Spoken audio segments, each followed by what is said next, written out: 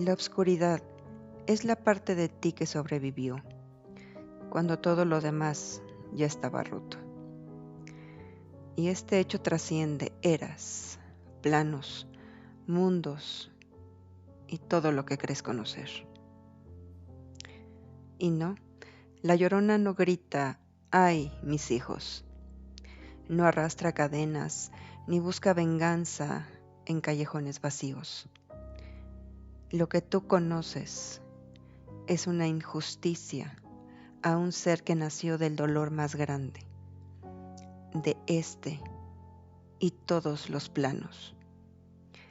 Esta historia no es sobre miedo, es sobre el amor más profundo que existe, el amor de una madre. Y cómo este amor, cuando se quiebra, puede abrir puertas a otros mundos. En realidad, ni siquiera nosotros, los seres de bajo astral, sabemos exactamente qué es lo que ustedes llaman la Llorona. Ha estado aquí por siglos, observando, tocando lo más profundo del dolor humano. No habla con nosotros, los seres de bajo astral. De hecho, jamás ha tenido interacción con alguno de nosotros. Pero su presencia se siente como una grieta en la realidad misma. Algunos creen que es la oscuridad más pura, otros que es una pieza clave en el gran equilibrio entre luz y sombras. Lo único que sabemos es esto: su poder es absoluto. Incluso los vampiros originales, los más poderosos, le tememos. Le hemos llamado Nekare, un nombre que en realidad no le pertenece, pero que por cuestiones prácticas usamos, porque evoca el dolor que la creó. Quédate conmigo, sombra mía, porque hoy vamos a desenterrar la verdad que nadie quiso contar. Y antes de que comencemos, recuerda, si este tipo de relatos resuenan contigo, dale like, comparte este video y suscríbete al Clan de las Sombras.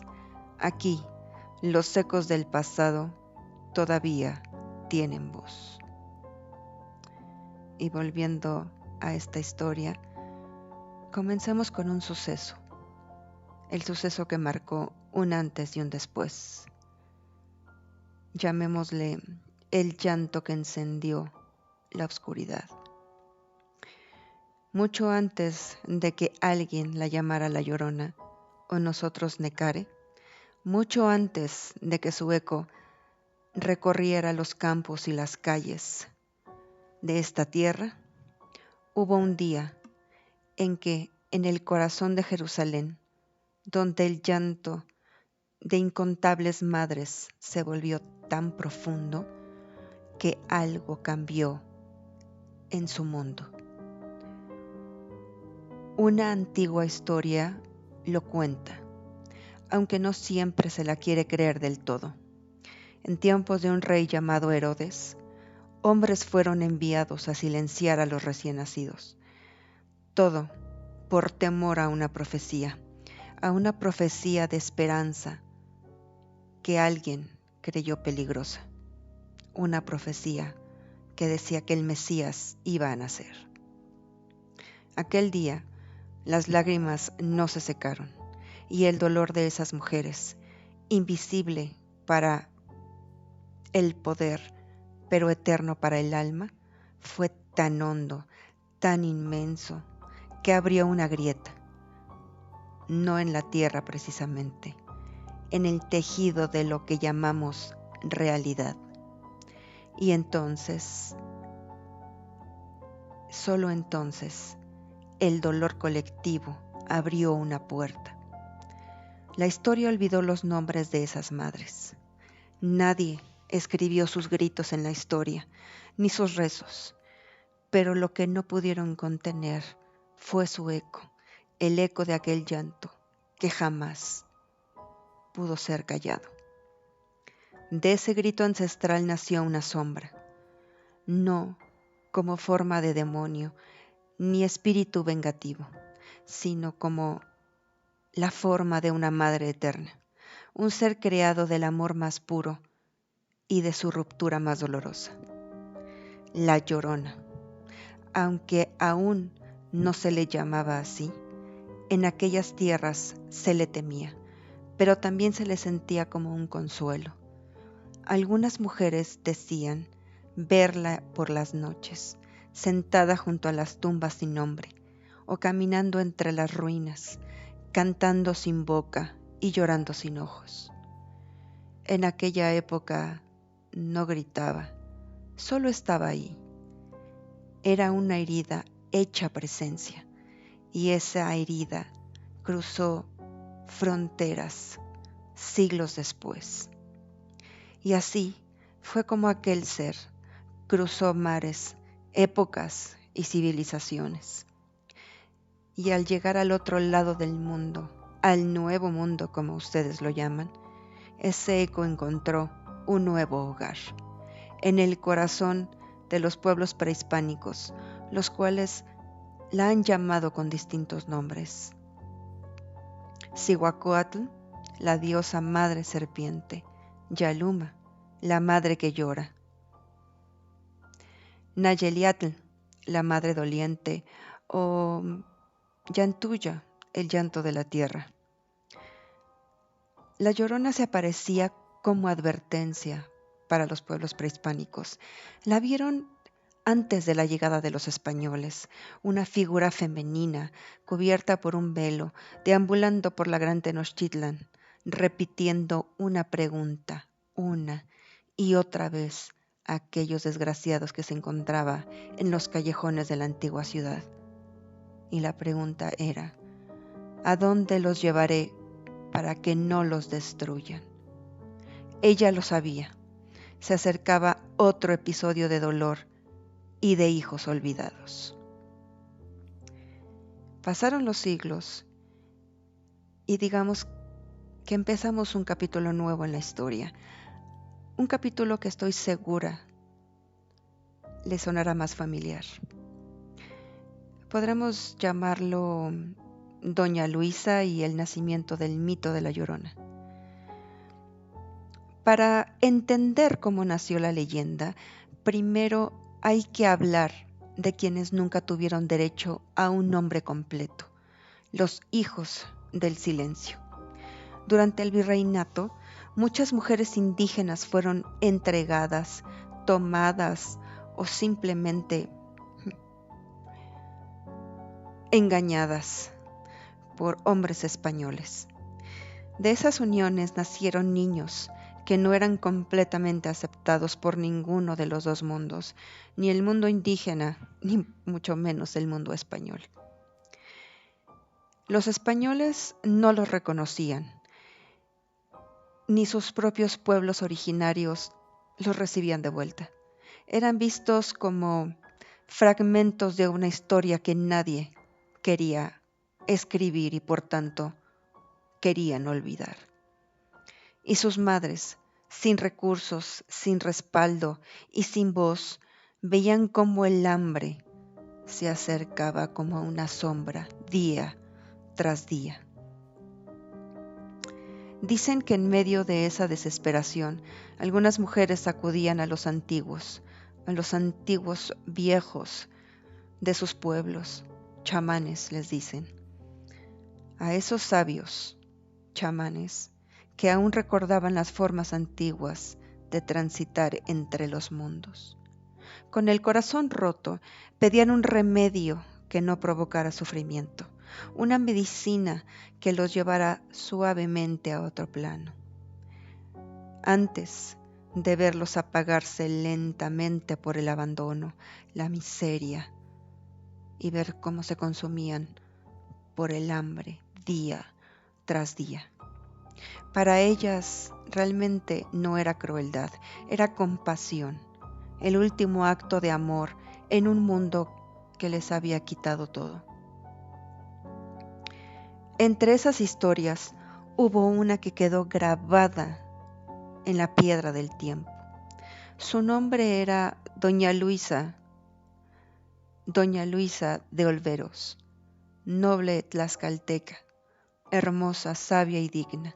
Su pueblo la llamaba Itzel, no por lo que hacía, sino por lo que era, única, irrepetible y una verdadera luz en la oscuridad.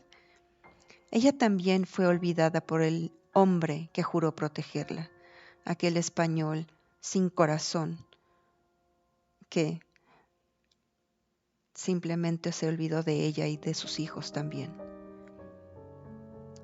Ella también tuvo que ver a sus hijos hambrientos, llorando en una choza que se deshacía con el viento. Pidió el remedio a los antiguos chamanes, pero a ella por alguna razón le fue negado. No querían cargar con la culpa de matar a tan hermosas criaturas, por así decirlo. En su lugar prefirieron el silencio y darle la espalda a la pobre doña Luisa o Itzel para su pueblo. Una tarde, sin más fuerzas que su voluntad de madre, Itzel tomó a sus hijos en brazos, los llevó a un río cercano a su choza, no para dejarlos atrás, sino para pedirle a los antiguos dioses que hicieran lo que ella ya no podía. Y ahí fue donde la Llorona, Necare para nosotros los seres de bajo astral, apareció. La entidad ya había cruzado océanos y conocía el grito de cada madre rota, y la Llorona respondió. Lo que los demás vieron fue una mujer hundiendo a sus hijos en el agua. Lo que realmente ocurrió fue que una madre y sus pequeños fueron liberados del dolor y acogidos por aquella presencia que no tiene forma, que no habla, pero que entiende, la Llorona. Desde ese día, los susurros comenzaron. Había quienes decían verla caminar entre los árboles por la noche. Otras madres aseguraban escuchar su canto cerca de los cuerpos de agua. Algunos la temían, otros la deseaban, porque sabían que si llegaba a ti, era porque el dolor ya había sobrepasado todos sus límites. Así nació la historia mal contada de la Llorona, la madre que perdió la razón, la historia de una mujer que se volvió sombra. Pero lo que nadie dijo es que la verdadera presencia era Necare, la Llorona, y que nunca fue una persona que se llevara ni a niños ni a adultos a otro mundo, sino es más bien una criatura protectora de los que el mundo había olvidado. Y entonces llegó un día diferente. El siglo cambió, las voces crecieron y por fin alguien escribió una nueva ley. Las leyes de reforma en México le dieron voz legal a las madres solas y por primera vez los niños dejaron de ser invisibles. Ya no podían ser ignorados por sus padres españoles, ya no eran propiedad de la Iglesia, eran ciudadanos, humanos y al fin protegidos. Fue entonces cuando Necare empezó a aparecer cada vez menos. Porque donde hay justicia, la sombra no necesita interceder. Algo que estoy segura que no saben fue la historia de un milagro que ahora entenderán su origen. Y ahora también sabrán que la Llorona estuvo ahí. La Llorona, o como nosotros la llamamos Necare, es una madre, la madre de otro mundo, que respiró por los recién nacidos. Esta es la verdad oculta del temblor del 85. Cuando la tierra se partió el 19 de septiembre de 1985, los hospitales colapsaron, los generadores murieron y en muchos de ellos bebés recién nacidos quedaron atrapados, solos, sin oxígeno, sin alimento, condenados al olvido. Pero algunos sobrevivieron 7 días, sin una explicación, ni médica ni científica, de cómo fue que lo lograron. Los rescatistas lo llamaron milagro. La ciencia simplemente no tuvo respuesta, pero los que sabían mirar más allá vieron a La Llorona. Ustedes se preguntarán, ¿qué fue lo que hizo La Llorona con los bebés milagro del temblor del 85? La Llorona tejió un lazo de sombra y vida. Necare, o La Llorona, madre de los que no fueron reclamados, llegó a cada rincón donde un llanto había sido sofocado por el concreto. Ella no podía abrir caminos físicos, pero puede extraer la llama vital de un alma, aunque esté muriendo. ¿Cómo lo hace? Absorbe la fuerza vital de otras personas atrapadas. Y esa fuerza vital la transfirió a aquellos pequeños, aquellos niños recién nacidos atrapados bajo toneladas de concreto. Cada adulto que partió de este mundo sin despedirse, sin ser rescatado, fue envuelto en su manto, y sus últimos suspiros se convirtieron en alimento para esos bebés. Lo que realmente hizo fue crear burbujas de suspensión astral. Algunos bebés no respiraban como humanos, respiraban como espíritus. Ella les mantuvo el corazón latiendo entre dimensiones, ni vivos ni muertos. Los mantuvo dormidos, en calma, en su regazo invisible. Incluso uno de los rescatistas estaba sorprendido al cargar a uno de los bebés. Estaba tibio, tranquilo, como si alguien lo hubiera estado abrazando, acunando entre sus brazos. Y aquí es donde el verdadero milagro ocurre. Ustedes se preguntarán, ¿qué pasó con los sobrevivientes? Han hecho incluso algunos programas televisivos en donde entrevistan a aquellas criaturas que hoy en día ya son adultos. Lo que se rumora entre los seres de bajo astral es que algunos de esos bebés crecieron con un susurro de una voz que no recuerdan haber escuchado. Otros tienen sueños con una mujer de largo cabello negro, una madre sin rostro que los cuidó mientras el mundo los olvidaba.